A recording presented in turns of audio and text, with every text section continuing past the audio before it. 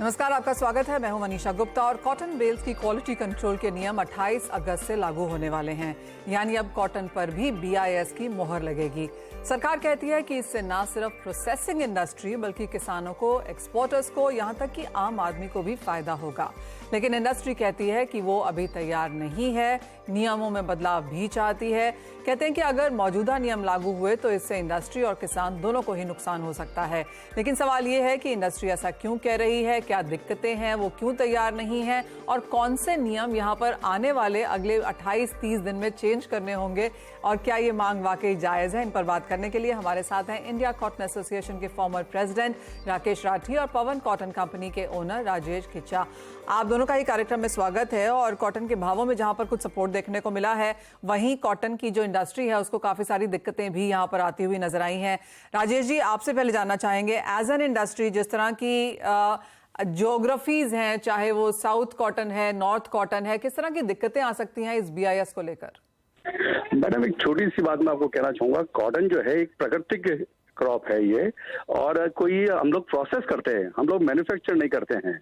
आज राजस्थान के, लोअर राजस्थान के अंदर 9 डिस्ट्रिक्ट में कॉटन होती है।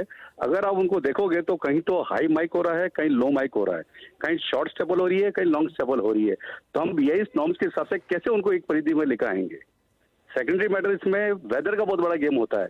अगर कहीं ज्यादा बारिश हो जाती है तो इश्यू हो जाता है, अगर बारिश कम हो जाती है तो क्वालिटी में इफेक्ट हो जाता है। लास्ट ईयर अलवर खेरतल की जब कॉटन आई थी, उस टाइम स्टार्टिंग में कॉटन बहुत अच्छी थी, मगर जैसी ही बारिश हुई उसके बाद उस कॉटन को कोई बायर नहीं मिला मैडम। तो इन BIS नॉर्म्स के हिसाब से उस कॉटन को कैसे सेटअप करेंगे? लोअर राजस्थान की कॉटन को 3% ट्रैश कंडीशन में रखा है, जबकि हम लोग उसको 4% ट्रैश में बेचते हैं। मॉइस्चर कंडीशन 8% की करी है, जबकि हम लोग 9% में बेचते हैं। और स्टार्टिंग के अंदर जब कॉटन आती है तो उसमें कपास के अंदर ही मॉइस्चर 15 से 20% होता है। तो हम लोग 8% उसको कहां से दे पाएंगे मैडम? सबसे बड़ा इश्यू मैडम इसमें एक और आ रहा है कि गवर्नमेंट ने इसको कर दिया है कि अगर आप फॉर्म नॉर्म्स, अगर कहीं भी कोई भी प्रॉब्लम हो गई तो उसमें दंड का प्रावधान है। तो आप सोचो, सजा का प्रावधान है तो उसको कैसे मिट आउट करेगा व्यापारी? ये हम लोग प्रोसेसर हैं, ना कि मैन्युफैक्चरर। मैन्युफैक्चरर अपनी क्वालिटी को मेंटेन कर सकता है, प्रोसेसर नहीं कर सकता। और इसमें जो प्रधानमंत्री का विजन है कि फार्मर की इनकम को डबल किया जाए, वो कैसे होगा मैडम? जिनर वो ही कॉटन लेगा, कपास लेगा जिसमें उसको क्वालिटी अच्छी लगती है, हल्की कपास को वो नहीं लेगा। तो अल्टीमेटली इसके अंदर किसान को ही लॉस होगा मैडम। सबसे बड़ा इश्यू किसान का आएगा मैडम फिर वहां। जी हाँ, राकेश जी, क्लियरली ये जो चिंता है ये बार बार यहाँ पर निकल के आती भी रही है। मुझे याद है कि 1 महीना पहले भी हम इसके बारे में यहाँ पर बात कर रहे थे, और अब तो स्थिति ये है कि 1 ही महीना रह गया है और ये लागू भी यहाँ पर हो जाएगा। तो किस तरह की बातचीत एज ऑफ नाउ रेगुलेटर्स के साथ है, मिनिस्ट्री के साथ है? क्या यहाँ पर कोई चेंजेस होने की एक्सपेक्टेशन है? क्या कुछ आप यहाँ पर सामने उनके रिप्रेजेंटेशन के हिसाब से रख रहे हैं? देखिए, जैसे हम बात करते हैं BIS स्टैंडर्ड के हिसाब से हर जिनर को अपनी जो गांठें हैं उसको टेस्ट करवा के फिर हमें उसको जो है वो बाहर डिस्पैच कर सकता है या वो सेल कर सकता है। आज अभी हमारे पास इतनी लेबोरेटरीज ही नहीं है जो क्रेडिटेड लेबोरेटरीज हो, जहां पे जाके कि किसान जो जिनर फैक्ट्री वाला है अपनी गांठों का सैंपल प्रोसेस करके और उसको उसके ऊपर मार्किंग करके वहां भेजे। इस प्रोसेस के अंदर कम से कम जो है वो 5-6 दिन का जो है वो समय लग जाएगा, क्योंकि लेबोरेटरी कहाँ पे निश्चित है, जिनिंग फैक्ट्री कहाँ पे है। इन्होंने कानून में कुछ चीजों को प्रावधान ही उसको सोचा ही नहीं है। उन्होंने ये समझा भी जिनिंग फैक्ट्री के अंदर ही जो है वो टेस्टिंग इक्विपमेंट होंगे, यहाँ से गांठें प्रेस होगी, वहां से मशीन और टेस्टिंग इक्विपमेंट में चली जाएंगी, वो टेस्ट आ जाएगा और वो चला जाएगा।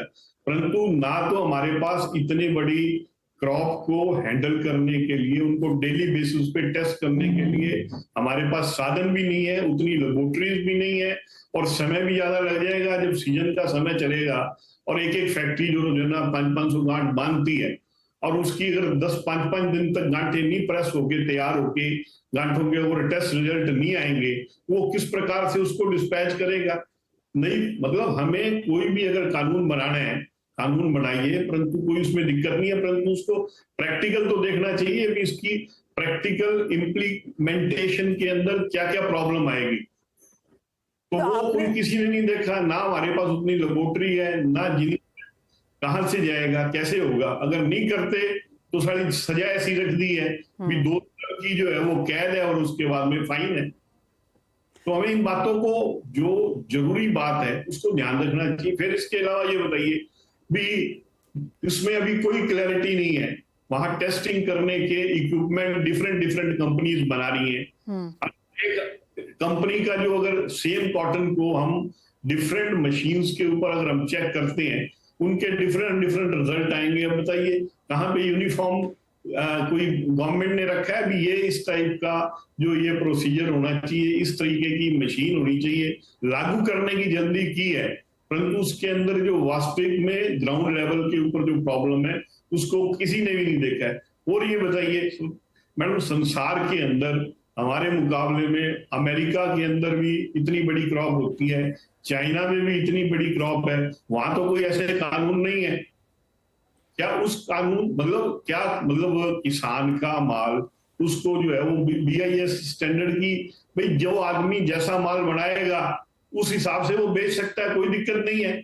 और अगर आपने करना भी है तो इसको कंपल्सरी मत करो, इसको 1-2 साल के लिए ऑप्शनल रख दो कि जो आदमी, जो जिनिंग फैक्ट्री वाले BIS स्टैंडर्ड के हिसाब से बेचना चाहते हैं वो BIS स्टैंडर्ड के हिसाब से बेचें, जो जिनिंग फैक्ट्रीज BIS स्टैंडर्ड के हिसाब से नहीं बेचना चाहते हैं वो BIS स्टैंडर्ड के हिसाब से नहीं बेचें। Over a period of time जब लोगों को ये चल के आ जाएगा भी हाँ BIS स्टैंडर्ड के अंदर से बेचने वाली कॉटन बेटर प्राइस पे बिकती है, तो धीरे धीरे अपने आप को BIS स्टैंडर्ड के ऊपर ले जाएंगे। या 1 या 2 साल का पीरियड दो भी, आप भी जो ऑप्शनल है, भी 2 साल के बाद में या 1.5 साल के बाद में BIS का जो है वो प्रॉब्लम, जो भी इश्यूज हैं उनको हम बड़े स्ट्रिक्टली एनफोर्समेंट करेंगे। उससे पहले इंडस्ट्री है, जो भी कंसर्न्ड लोग हैं, उनसे थारो डिस्कशन होनी चाहिए। उसके अंदर जो इन्वॉल्व प्रैक्टिकल इश्यूज हैं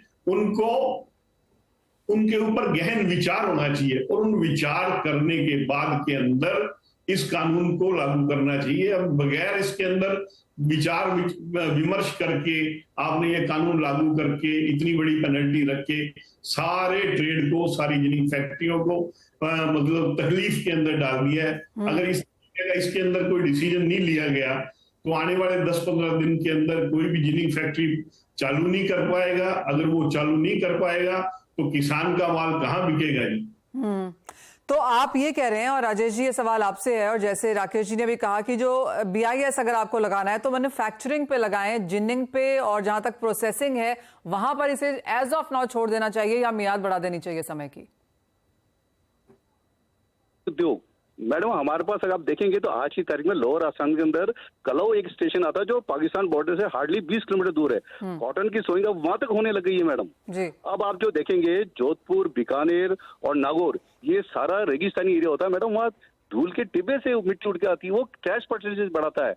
ये पॉसिबल नहीं है मैडम, ये प्राकृतिक चीज है। हम लोग अगर मैन्युफैक्चरिंग करेंगे तो इंडस्ट्री को तो मैन्युफैक्चर कर सकता है, उसको तो नॉर्म्स है, वो कुछ भी कर सकता है, मगर एज ए प्रोसेस हाउस हम कैसे कर पाएंगे मैडम इस चीज के लिए? गवर्नमेंट ने जो लास्ट मीटिंग हुई थी उसमें से नॉर्थ का कोई प्रतिनिधि भी नहीं था। हमें तो ये भी नहीं पता, ये जब से नोटिफिकेशन अभी महीने भर से ज्यादा चर्चा में आ रहा है कि भाई ऐसी बात होने लगी है।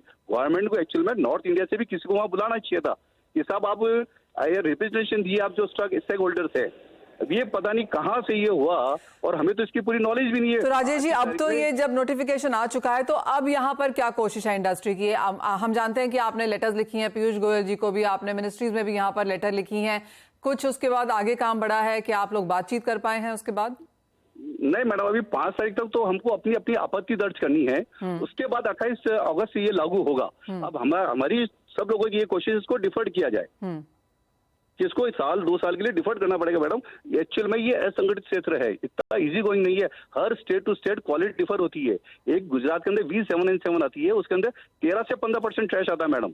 अब आप उसको कैसे मैनेज करेंगे? वहाँ आपने BIS नॉर्म्स प्रैक्टिकलिटी नहीं देखी है, आपने थियोरेटिकल बेस पे ये नॉर्म्स हम पर लागू कर रहे हैं, हम इसका कैसे कर पाएंगे? सबसे बड़ा इश्यू तो ये है मैडम, कोई भी अगर हो गया तो इंडस्ट्री और ट्रेड के बीच में उसको सेटल कैसे करना रहा उसको। यानी कि एज ऑफ नाउ यहाँ पर सवाल ज़्यादा हैं, दिक्कतें ज़्यादा हैं और कोशिश यही की जा रही है कि जो सारी प्रॉब्लम्स हैं वो ऑफकोर्स आप लोगों ने यहाँ पर लिस्ट भी करी हैं, तो अगर रेगुलेटर मिनिस्ट्रीज उनको यहाँ पर जो रिलेटिव हैं वो उसको सुन रही हैं, कुछ चेंजेस या डेफरमेंट आ सकता है तो ऑफकोर्स बाजार उसको देखेगा। और जैसे बात भी की गई है कि बहुत सारी वेराइटीज़ होती हैं हर एग्रीकल्चर क्रॉप में और हर बार मुमकिन शायद BIS के अंतर है तो उसको डालना मुश्किल ही होगा। अमित, आप कैसे देखते हैं इस प्रॉब्लम को? क्योंकि ऑफकोर्स जहाँ तक कॉटन की बात है, जो जिनर्स प्रोसेसर्स यहाँ पर लेते हैं उसमें काफी सारी वैरायटी होगी, तो उस लेवल पे BIS लगाना आप कैसे देखते हैं? जी मनीषा जी, मेरे को लगता है BIS लगाने का अभी जो डिसीजन है वो थोड़ा सा जल्दी ले लिया गया है, क्योंकि अगर उसमें नमी हम बढ़ा देंगे तो क्वालिटी का इशू आएगा ही आएगा। तो मेरे को लगता है थोड़ा सा सोच समझ के इसको डिसीजन को थोड़ी देर के लिए पेंडिंग करके, क्योंकि अभी सिस्टम इतने जल्दी तैयार नहीं हो पाएगा अपना, क्योंकि नमी अगर बढ़ाते हैं तो क्वालिटी का इशू तो जरूर है कि उस पर आएगा ही आएगा। तो थोड़ा सा डिसीजन को डिले करना चाहिए, एक बार सिस्टम को सारा तैयार करना चाहिए, फिर उसके बाद ये डिसीजन लागू करना चाहिए। ऑलराइट, तो ऑफकोर्स यहाँ पर कंसर्न्स तो हैं ही। बहुत शुक्रिया राकेश जी, राजेश जी हमारे साथ जुड़ने के लिए और वो तमाम जो कठिनाई है इसमें यहाँ पर समझाने के लिए भी। आप लोग से फिर से बात होगी। ऑफकोर्स देखते हैं कि ये मुद्दा कहाँ पर जाता है, कैसे यहाँ पर रिएक्शंस निकल के आते हैं, जिस तरह की आपकी रिप्रेजेंटेशंस हैं वहाँ से भी क्या हो के आता है, इंपॉर्टेंट रहेगा देखना।